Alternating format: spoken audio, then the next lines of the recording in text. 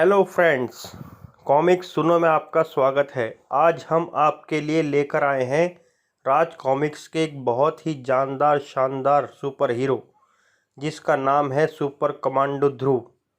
उसकी पहली कॉमिक्स। तो चलिए टाइम बर्बाद न करते हुए शुरू करते हैं। यह कहानी उस युवक की कहानी है जिसने समाज से अपराध के कोड़ का खात्मा करने का बीड़ा उठाया। यह बीड़ा उठाने वाला हाथ है उस किशोर का जो आसमान में चमक रहे ध्रुव तारे के समान अपराध खत्म करने की अपनी प्रतिज्ञा पर अटल है और जिसका नाम है सुपर कमांडो ध्रुव।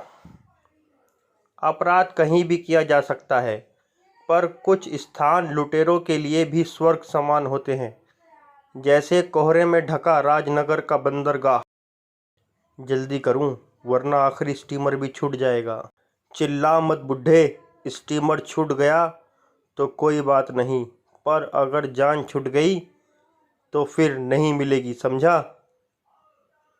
बूढ़े का मुंह चिल्लाने के लिए खुला और तुरंत बंद कर दिया गया। माल कहाँ है, जल्दी निकाल। लेकिन तीनों में किसी ने भी उस चिड़िया की तरफ ध्यान नहीं दिया जो बिजली की रफ्तार से शहर की तरफ उड़ी और समझ गया, चलो जगह बताओ। और 30 सेकंड बाद शाका, यह तो उसी की मोटरसाइकिल की आवाज़ है। तो भागो। दोनों तेजी से भागे, परंतु मोड़ मुड़ते ही दोनों बह से जड़वत हो गए। हमको माफ़ी या तो कानून देगा या फिर ऊपर वाला। मैं नहीं। पर बेटे, तुमको पता कैसे चला कि इस सुनसान में 2 गुंडे मुझको लूट रहे हैं? मुझको एक चिड़िया ने बताया था बाबा। चिड़िया ने? वाह। नमस्कार बाबा। नमस्कार बेटे। यह था अपराध के खिलाफ एक अकेले व्यक्ति की जंग का एक बहुत छोटा सा हिस्सा, और यह अकेला व्यक्ति है स्पेशल कमांडो फोर्स का कैप्टन सुपर कमांडो ध्रुव। ध्रुव कई असाधारण शक्तियों का स्वामी। क्वैंक क्वैंक। ओह, समझ गया। जिसका सिर्फ नाम सुनकर ही कई अपराधी गलत काम न करने की कसम खा लेते हैं। जो अपराधियों के लिए मौत का पैगाम है और दुखियों के लिए इंसाफ की आवाज़। अपराधियों का ये काल कहाँ से आया? इसका उत्तर या तो आईजी राजन जानते हैं या फिर ध्रुव का दिल, जिसमें अब तक धधक रही है प्रतिशोध की ज्वाला। दरअसल इस कहानी की शुरुआत आज से 18 साल पहले जुपिटर सर्कस से होती है। जुपिटर सर्कस इस देश का सबसे मशहूर सर्कस है। जुपिटर, जहां अपने फन में माहिर कलाकार अपनी आश्चर्यजनक कलाओं से जनता का मनोरंजन करते हैं, जैसे छुरेबाज रंजन, जिसके चाकू जब हवा में उछलते हैं तो दर्शकों की सांसें गले में ही रुक जाती हैं। रिंग मास्टर शेर खान, जिसके चाबुक की एक फटकार पर खूंखार शेर कुछ भी कर गुजरने को तैयार हो जाते हैं। निशानेबाज सुलेमान, जो आँख पर पट्टी बांधकर भी उड़ती चिड़िया की आँख को निशाना बना सकता है। मोटरसाइकिल सवार पवन, जिसका कारनामा देखते देखते कई दर्शक दांत से अपनी उंगलियां काट खाते हैं। स्ट्रॉन्ग मैन हरक्यूलिस, जिसका जैसा नाम है वैसा ही काम। इन सब बेजोड़ कलाकारों के कारण जुपिटर सर्कस का हर शो हाउसफुल रहता है। परंतु इन सब के बावजूद सर्कस का मुख्य आकर्षण है राधा और श्याम के झूले का करतब, जो जब ज़मीन से 8 फुट ऊपर हवा में दिखाए जाते हैं तो नीचे जाल नहीं लगता। ऐसे में ज़रा सी भी चूक का अर्थ है एक निश्चित और दर्दनाक मौत। परंतु ऐसे खतरनाक करतबों को दिखाते समय यह कलाकार क्या सोचते रहते हैं, आइए सुने। राधा, मैं बहुत दिनों से तुमसे एक बात करना चाहता हूँ। तो सोच क्या रहे हो? शो ख़त्म होने से पहले ही कह डालो। राधा, मैं तुमसे प्यार करता हूँ और क्या, आज कह ही डालो। और तुमसे शादी करना चाहता हूँ। तुम तैयार हो? पर इससे पहले कि श्याम राधा का जवाब सुन पाता, पंडाल तालियों के शोर से गूंज उठा। तुमने क्या कहा? मैं सुन नहीं पाया। मैंने कहा हाँ। सच? हाँ बुद्धू, तुम इतने डरपोक हो यह मुझको पहले नहीं पता था। दरअसल राधा, ये बात कहना झूले पर करतब दिखाने से भी ज़्यादा मुश्किल है। ऐसा क्या? तो इस तरह उस संबंध की शुरुआत हुई जो जल्द ही पति पत्नी के संबंधों में बदल गई, और इसी पवित्र संबंध ने शीघ्र ही एक हुष्ट पुष्ट पुत्र को जन्म दिया। देखो श्याम, हमारे बेटे की आंखें कैसे चमक रही हैं। हाँ राधा, इसका नाम भी हम एक चमकते सितारे पर ही रखेंगे, उत्तर का सबसे चमकीला सितारा ध्रुव। एक बच्चे के आने से पूरे जुपिटर का माहौल ही बदल गया। नन्हा ध्रुव सिर्फ सर्कस के कलाकारों का नहीं, जानवरों का भी आंखों का तारा था।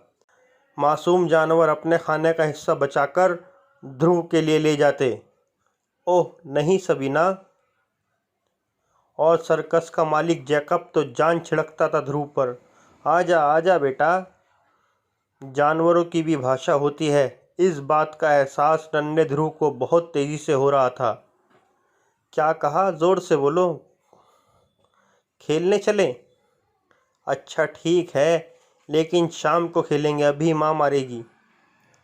5 साल का होते होते ध्रुव कई कलाओं में माहिर होने लगा था। घबराओ मत, वह गिरेगा नहीं। रस्सी पर चलना उसके लिए खेल है। छोरेबाज रंजन को सबसे ज़्यादा भरोसा था ध्रुव पर। वाह वाह, सिर्फ आधा इंच की दूरी पर। सुलेमान को भी दांतों तले उंगली दबानी पड़ी। यह तो मेरा भी बाप निकलेगा। जो शेर बाघ शेर खान तक की बात नहीं मानते थे, वह ध्रुव के इशारे पर अपनी जान दांव पर लगा देते थे। परंतु रस्सी के झूले पर करतब सीखना सबसे ज़्यादा कठिन काम होता है।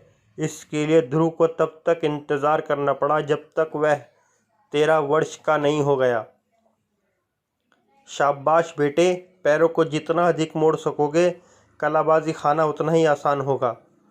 मोटरसाइकिल सीखने का भी यही समय था। बहुत अच्छा। उछलते वक्त बदन को और आगे झुकाया करो। अपने बदन और पैरों को ख़ास तरीके से मोड़ो तो हवा में ही मोटरसाइकिल को मोड़ सकते हो। हाँ ऐसे। अब सिर्फ हरक्यूलिस से ध्रुव को सीखना बाकी था। ताकत बढ़ाने के लिए कुछ खास व्यायाम ज़रूरी हैं, लेकिन अधिकतर करतबों के पीछे कुछ खास गुर होते हैं। जैसे सिर से ईंट तोड़ना, ऐसे। इसमें सिर्फ एक ख़ास बात है, और धीरे धीरे ध्रुव ने इस क्षेत्र में भी महारत हासिल कर ली। और इसके साथ ही ध्रुव के सीखने का समय ख़त्म हो गया। अब समय था ध्रुव के आश्चर्यजनक करिश्मों को जनता के सामने पेश करने का। और ध्रुव ने अपने गुरुओं को निराश नहीं किया। जनता ध्रुव के करिश्मों को देखकर झूम उठी। ध्रुव का हर कारनामा मौत को चुनौती देता हुआ सा था। ध्रुव के करतबों ने जुपिटर सर्कस को एक बार फिर ख्याति के शिखर पर ला खड़ा किया। जुपिटर सर्कस का मालिक ध्रुव को पाकर अपने आप को दुनिया का सबसे भाग्यशाली व्यक्ति समझ रहा था।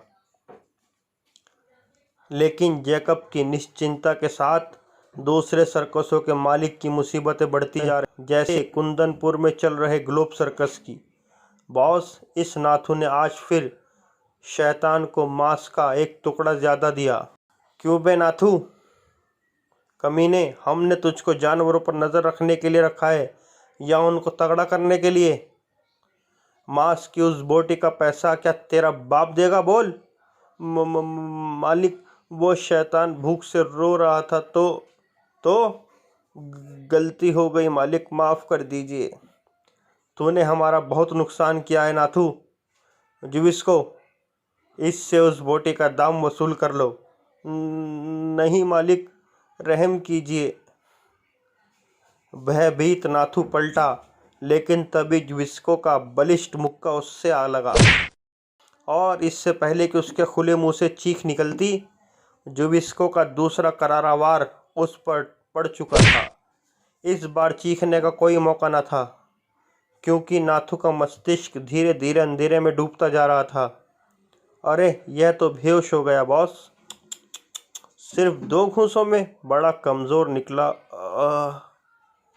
बेचारे को शैतान की बड़ी चिंता थी। जीते जी तो बेचारा उसकी सेवा नहीं कर पाया, शायद मर कर सेवा कर पाए। हा हा हा हा हा, मैं समझ गया बॉस। ही ही ही, हो हो, यू आर जीनियस बॉस। हा हा हा हा हा हा हा हा। ओह, पेट में दर्द हो गया हंसते हंसते। ले बेटे शैतान, तेरा खाना आ गया। शैतान ने पिछले 4 सालों में एक बार भी पेट भरकर नहीं खाया था। आज वह हड्डी तक चबा जाने के मूड में था। हा हा हा हा। बेचारा नाथू पैर फिसलने से शेर के पिंजरे में गिर पड़ा और मर गया। हा हा हा हा हा। लेकिन बॉस इतना खुश नहीं था। आज के सभी शो की आमदनी का क्या हाल रहा जिंगो? हालत ख़राब है बॉस। अब तो हमारे पास जानवरों का चारा खरीदने के लिए भी पैसे नहीं हैं। अब कल पता नहीं क्या होगा। क्या बात है, समझ नहीं आता। अब कोई ग्लोब सर्कस देखने आता ही नहीं है। ज़रूर कोई हमारे सर्कस का नाम बदनाम कर रहा है। अगर उसका सुराग है, शायद हमारा आखिरी शो ख़त्म हो गया। यह भी कोई सर्कस था? हाँ, एकदम बकवास। पापा, वह जो पिछले साल सर्कस आया था ना, क्या नाम था उसका? Jupiter circus. अरे, उसकी और इस ग्लोब सर्कस की क्या तुलना। हाँ, यह ग्लोब सर्कस तो जुपिटर के पैरों की धूल तक नहीं है। अब ना तो दोबारा यह सर्कस देखने आऊँगा और ना ही किसी दोस्त को आने दूंगा। मैं भी। जुपिटर जुपिटर, पागल कर दिया है मुझको इस नाम ने। कभी हमारा सर्कस टॉप पर था, नोटों में लौटता था मैं। लेकिन जब से यह जुपिटर सर्कस आया है, हम दाने दाने को मोहताज हो गए हैं। ग्लोब सर्कस के जिंदा रहने की सिर्फ एक ही सूरत है, और वह है जुपिटर सर्कस की मौत। तुम जाओ और जुबिस्को को मेरे पास भेज दो। उस रात ग्लोब सर्कस के मालिक और जुबिस्को के बीच में जो गुप्त बातचीत हुई, उससे एक ऐसा खूनी दौड़ शुरू हो गया जिसमें ग्लोब और जुपिटर दोनों सर्कस बर्बाद हो गए। कुछ दिन बाद राजनगर में थोड़ी दूर एक बड़े से मैदान में लगे जुपिटर सर्कस का तंबू रात के आखिरी शो के बाद खाली हो गया था, और जल्दी ही सारे सर्कस की बत्तियां धीरे धीरे बुझने लगीं। जुबिस्को को इसी का इंतज़ार था। वह तेज़ी से एक अंधेरे कोने की तरफ बढ़ा। अब मैं पेट्रोल छिड़कना शुरू करता हूँ। समय बहुत कम है। और मिनटों में जुबिस्को ने पूरे सर्कस को पेट्रोल के घेरे में कैद कर दिया। चलो, यह शुभ कार्य तो समाप्त हुआ। अब सारे जुपिटर वासी नींद में ही गॉड को प्यारे हो जाएंगे। हा हा हा हा हा हा। लेकिन कुछ लोग जाग भी रहे थे। अरे, यह पेट्रोल। ऊ ऊ ऊ। ओफ, बाल बाल बचा, वरना इसके चिल्लाते ही सारा खेल खत्म हो जाता। अब सावधानी से काम करना पड़ेगा। जुबिस्को ने दूसरा कनस्तर उठाया और धीरे से तंबू के अंदर झांका। मैदान साफ है, अंदर कोई भी नहीं है। यही मौका है। जुबिस्को को सर्कस के तंबू में घुसते किसी ने भी नहीं देखा। उसके बलिष्ठ हाथों में पेट्रोल से भरा दूसरा कनस्तर खिलौने की तरह झूल रहा था। वह चुपचाप सर्कस के रिंग में पहुंचा। यहीं से शुरू करना सबसे अच्छा रहेगा। परंतु जुबिस्को की किस्मत उसके साथ नहीं थी। शाम अपने झूले की नई रस्सियां बांध रहा था। कौन हो तुम? जुबिस्को समझ गया कि अब ज़्यादा वक्त नहीं है। उसने एक झटके में कनस्तर रिंग के फर्श पर पलट दिया। महक शाम के नथनों तक पहुंची और वह लपका पेट्रोल। लेकिन तब तक देर हो चुकी थी। आग आग, भागो! जुबिस्को बाहर की तरफ भागा। कनस्तर ले चलूं। बॉस ने कहा था कि कोई सबूत मत छोड़ना। परंतु अगले ही पल श्याम की लात उसकी पीठ पर घोड़े की दुलहत्ती की तरह पड़ी। आह! अंदर ध्रुव अपने कपड़े बदलने ही जा रहा था कि आग! वह तेजी से बाहर भागा और उसकी नज़र सबसे पहले जुबिस्को और अपने पिता श्याम पर पड़ी। नहीं, ताकत में जुबिस्को श्याम से दुगना था। उसका हाथ घूमा, श्याम की कनपटी पर एक करारी चोट और वह होश खो बैठा। जुबिस्को ने श्याम को हवा में उठा लिया और इससे पहले कि ध्रुव आग की लपटों को पार करके उन तक पहुंच पाता, बेहोश श्याम को जुबिस्को ने जलती आग में झोंक दिया। श्याम पल भर में राख हो गया। नहीं! चीख सुनकर वह ध्रुव की तरफ पलटा। आग की रोशनी में चमकता हुआ जुबिस्को का चेहरा संसार का क्रूरतम चेहरा लग रहा था, परंतु अब पकड़े जाने की संभावनाएं बढ़ती जा रही थी। जुबिस्को बाहर की तरफ भागा और ध्रुव उसके पीछे लपका। उसकी सोचने समझने की ताकत गुम हो चुकी थी। अब उसके दिमाग में सिर्फ एक ही शब्द बार बार गूंज रहा था, बदला। दोनों के बीच में अब भी काफी दूरी थी। कनस्तर क्यों लाद लाए, फेंको इसे। जुबिस्को ने बाहर इंतजार कर रही कार का दरवाजा खोला और कार एक झटके के साथ दौड़ पड़ी। ध्रुव भी बिना कोई वक्त खोए अपनी मोटरसाइकिल की तरफ लपका और उसकी स्पेशल मोटरसाइकिल आग की दीवार के ऊपर से कूदती हुई जुबिस्को की कार के पीछे लग गई। अंदर जुपिटर सर्कस में मौत का तांडव मचा था। आग की खूंखार लपटें हर किसी को अपनी लपेट में लेने के लिए लपक रही थी। मौत की दहशत से भाग रहे गेंडे और हाथियों के पैरों तले कई नामी कलाकार कुचले जा रहे थे, लेकिन इन सब से अनजान ध्रुव की मोटरसाइकिल मानो हवा में उड़ती जा रही थी। ध्रुव अब भी हमारे पीछे लगा है बॉन्ड। चिंता मत करो जुबिस्को, यह काम तुम मुझ पर छोड़ दो। मेरा निशाना स्टार सर्कस तक में कभी नहीं चूका। नमूना हाजिर है। एक पिस्तौलधारी हाथ कार से बाहर निकला। ध्रुव पल भर में समझ गया कि निशाना उसका सिर है। एक धमाका हुआ, साथ ही साथ ध्रुव की मोटरसाइकिल हवा में उछली। गोली और ध्रुव के सिर के बीच में मोटरसाइकिल का अगला पहिया आ गया और मोटरसाइकिल एक झटके से पलट गई। जमीन पर असहाय पड़ा ध्रुव अंधेरे में गुम होती कार की लालटेन लाइटों को देखता रह गया। तभी उसको जलते जुपिटर सर्कस का ध्यान आया। वह उठा और पलटकर सर्कस की तरफ भागने लगा, लेकिन ध्रुव के वहां पहुंचने से पहले ही सब कुछ खत्म हो चुका था। नहीं, ये नहीं हो सकता। आग की प्रचंड लपटों ने सब कुछ जलाकर राख कर दिया था और साथ ही राख हो गए थे जुपिटर सर्कस के सभी कलाकारों के साथ ध्रुव के माता पिता राधा और श्याम। ध्रुव अब इस दुनिया में अकेला था, बिल्कुल अकेला। उसने धीरे धीरे अपना चेहरा उठाया। आंसुओं से भीगे उस चेहरे पर दो आंखें अंगारों की तरह चमक रही थी।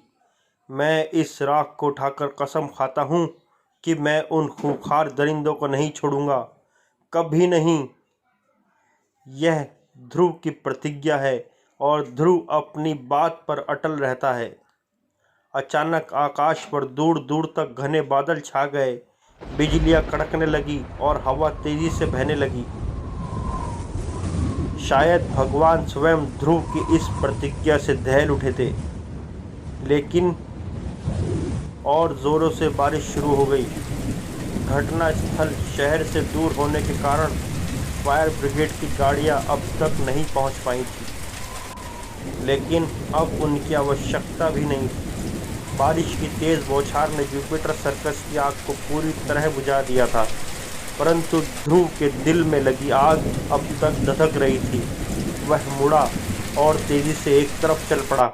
दूसरी तरफ ग्लोब सर्कस के लिए यह खुशी मनाने का दिन था। शाबाश शाबाश जुबिस्को, मुझको तुमसे यही उम्मीद थी, पर तुमको किसी ने देखा तो नहीं, क्यों? वो बॉस, वह ध्रुव ने हमको देखा था।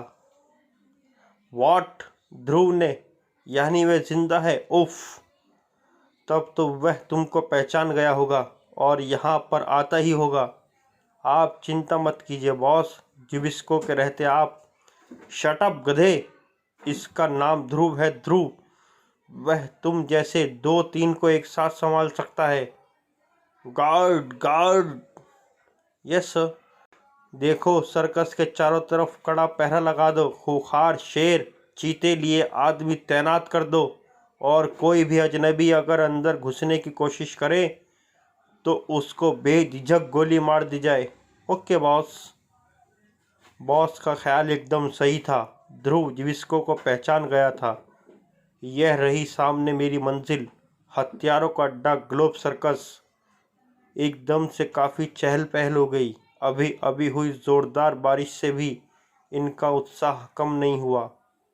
ज़रूर यह मेरे स्वागत का इंतज़ार हो रहा है, लेकिन चिंता की कोई बात नहीं, जहाँ चाह वहाँ राह। और इस वक्त अंदर तक पहुँचने की राह है ये हाई टेंशन केबल।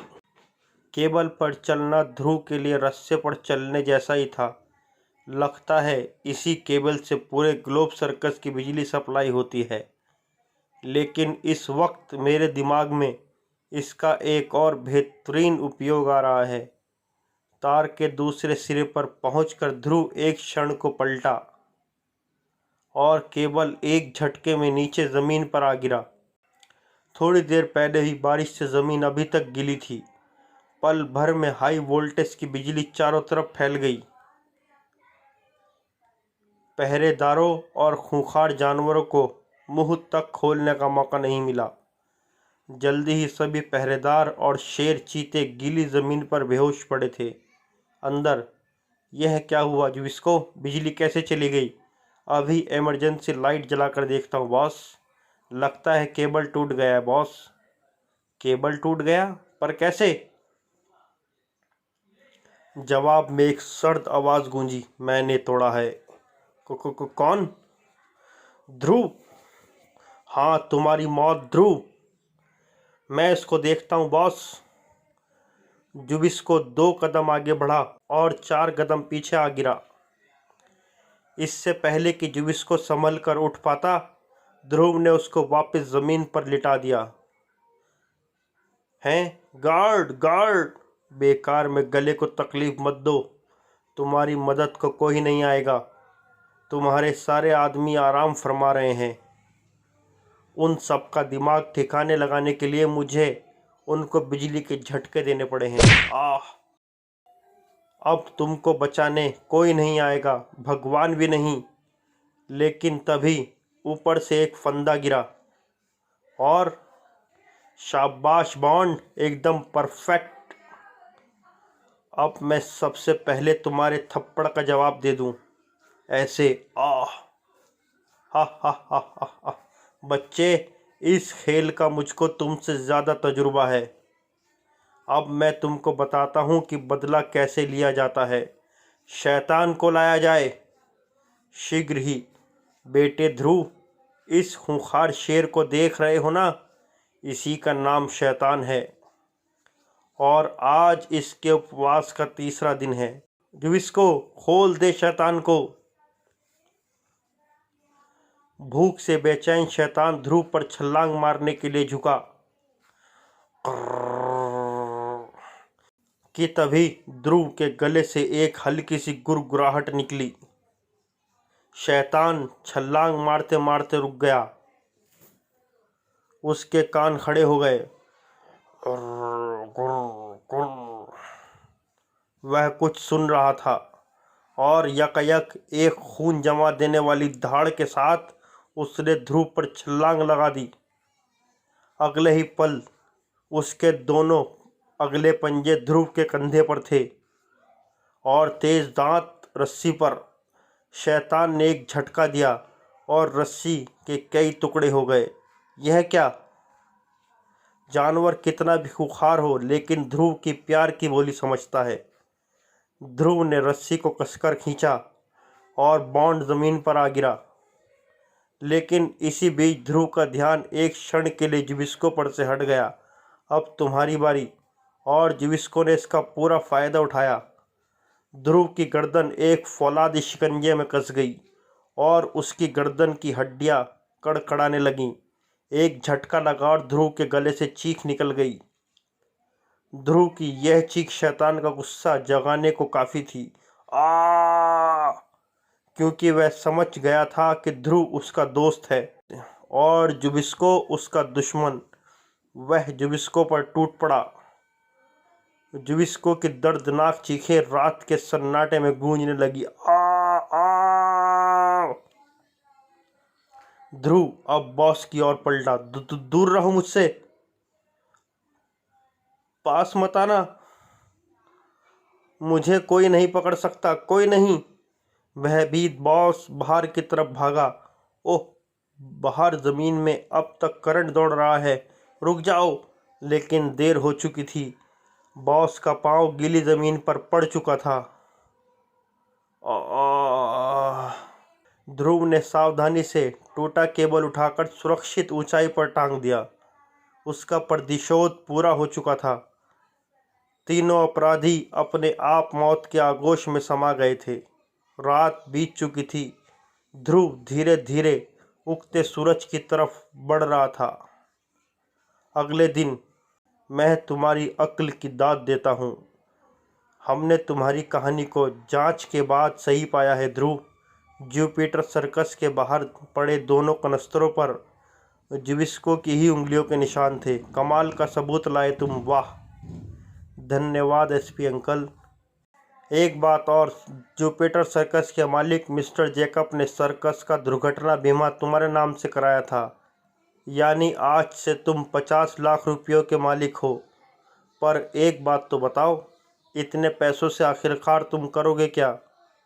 इस दुनिया से अपराध का खात्मा। मैंने जुपिटर सर्कस की जलती चिता पर कसम खाई है कि मैं इस संसार से अपराध का नाम मिटा दूंगा।